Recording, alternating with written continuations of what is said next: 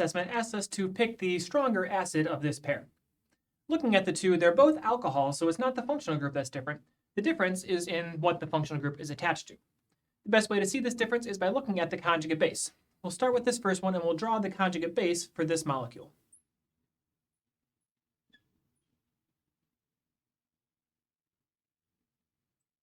And we'll draw the conjugate base for the second molecule.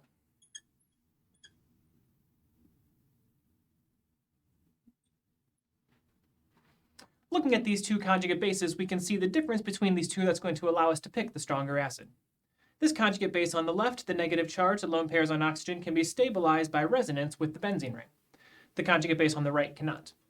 Because the lone pairs can be stabilized through resonance, that makes the lone pairs, the negative charge, more stable, which makes the base more stable. So this is the weaker base of the two, and this is the stronger base of the two. Because this is a weaker base, more stable, that means its acid is the stronger acid, and the stronger base correlates with the weaker acid. That means that phenol, the resonance stabilized conjugate base, that phenol is the stronger acid of the two in this comparison.